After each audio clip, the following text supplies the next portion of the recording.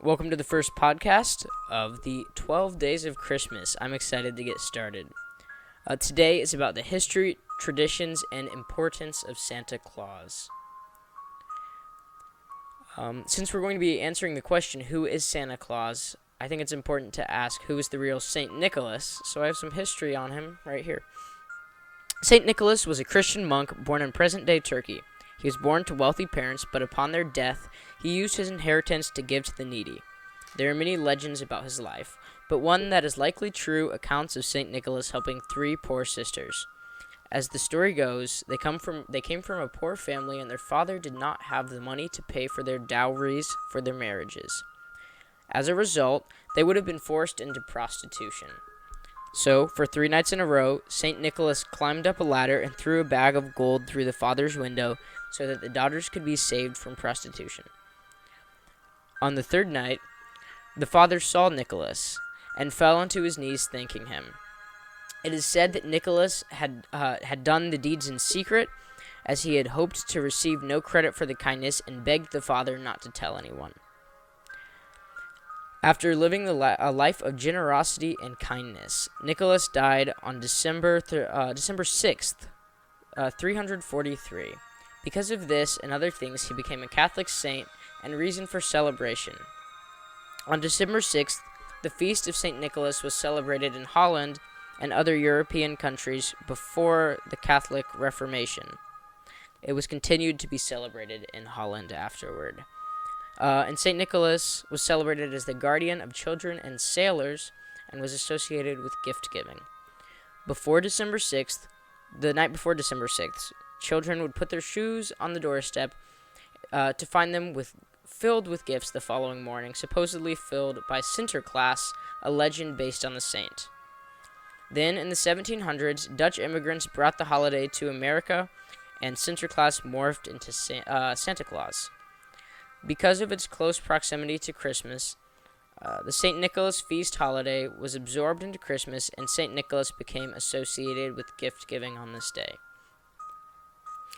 Then, this is important, when Santa was established as the character that we know him as today. So, then in 1829, Clement Clarke Moore published his poem A Visit from St. Nicholas, in which he depicts Santa as a jolly old man, guardian of Christmas children and wonder, who gives gifts to the households on Christmas Eve through a chimney.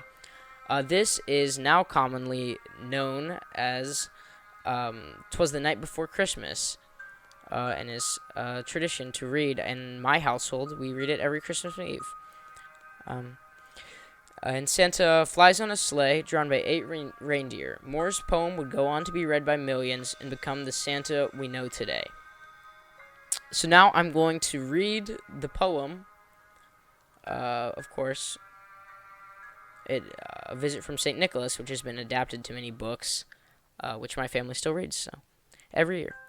Here goes. "'Twas the night before Christmas, when all through the house not a creature was stirring, not even a mouse. The stockings were hung by the chimney with care, in hopes that St. Nicholas soon would be there. The children were nestled all snug in their beds, while visions of sugar plums danced in their heads, and Mamma in her kerchief and I in my cap had just settled our brains for a long winter's nap. When out on the lawn there arose such a clatter, I sprang from my bed to see what was the matter. Away to the window I flew like a flash, tore open the shutters and threw up the sash. The moon on the breast of the new-fallen snow gave a luster of midday to objects below, when what to my wondering eyes did appear but a miniature sleigh and 8 tiny reindeer. With a little old driver so lively and quick, I knew in a moment he must be Saint Nick. More rapid than eagles, his courses they came, and he whistled and shouted and called them by name. Now Dasher, now Dancer, now Prancer and Vixen, on Comet, on Cupid, on Donner and Blitzen, to the top of the porch, to the top of the wall, now dash away, dash away, dash away all. As leaves that before the wild hurricane fly, when they meet with an obstacle mount to the skies, so up to the housetop the coursers they flew, with the sleigh full of toys, and St. Nicholas too. And then, in a twinkling, I heard on the roof the prancing and pawing of each little hoof. As I drew in my head and was turning around, down the chimney St. Nicholas came with a bound. He was dressed in all fur from his head to his foot, and his clothes were all tarnished with ashes and soot. A bundle of toys he had flung on his back, and he looked like a peddler just opening his pack. His eyes, how they twinkled, his dimples, how merry. His cheeks were like roses, his nose like a cherry. His droll little mouth was drawn up like a bow, and the beard on his chin was as white as the snow. The stump of a pipe he held tight in his teeth, and the smoke it encircled his head like a wreath. He had a broad face and a little round belly that shook when he laughed like a bowl full of jelly. He was chubby and plump, a right jolly old elf, and I laughed when I saw him in spite of myself. A wink of his eye and a twist of his head soon gave me to know I had nothing to dread. He spoke not a word, but went straight to his work, and filled all the stockings, and turned with a jerk. And laying his finger aside of his nose, and giving a nod up the chimney he rose. He sprang to his sleigh, to his team gave a whistle, and away they all flew like the dawn of a thistle. But I heard him exclaim, ere he drove out of sight, "Merry Christmas to all, and to all a good night." And that is the poem that my family reads every Christmas Eve. It's my favorite tradition around the holidays, and I think it encapsulates the character of Santa Claus very well as that was the establishing of the character Santa Claus, the way we know him today. Then, in 1879, famed political cartoonist Thomas Nast drew his depiction of Santa Claus in a series of 6 drawings in which he gave Santa Claus his modern appearance as well as the red suit that was not mentioned in the poem. And Thomas Nast drew inspiration from a visit from St. Nicholas in his depictions of Santa. Some additional history and interesting things about Santa Claus is that 83% of 5-year-old children believe in Santa Claus currently, well, as of 2011 in the United States, and this was from the Journal of Cognitive Development. There is a town, Santa Claus, Indiana, in southern Indiana, where volunteers receive cards addressed to Santa Claus, and then they write back to all the children, which I think is pretty cool. If you just address a card to Santa Claus and you receive something back, I think that's keeping in line with the wonder of the holiday, and that's I would love to try it. And the town is actually called Santa Claus, and their post office decided on the name Santa Claus because Santa Fe, Indiana, was already taken. So, now Santa is a very common sight in advertisements, books, movies, and malls, bringing wonder and joy to kids everywhere on the night of Christmas Eve. So to close off, I have an anecdote about my personal belief in Santa Claus when I was younger. So I wrote this out, and now I'm going to read it off. Christmas was my favorite holiday as a younger child, as it is for many. A sense of peace, wonder, and joy came about during the season, and it was magical. Even as a younger child, I was skeptical of Santa Claus. From a young age, I would argue with my elementary school classmates and tell them that Santa Claus was fake. I refused to suspend my disbelief and decided that others should accept the truth as well. At the very same time, I started to become more and more disappointed with the Christmas holiday. Each year, my wonder and joy for the simple traditions of the holiday decreased. I wondered why Christmas was not how it used to be, or how it used to be. Was it because my parents, was it because my presents were bad? Was it because it didn't snow on Christmas? Was it because my parents didn't decorate the house this year? Was it because some of my family moved away? No, it was my skepticism and disbelief.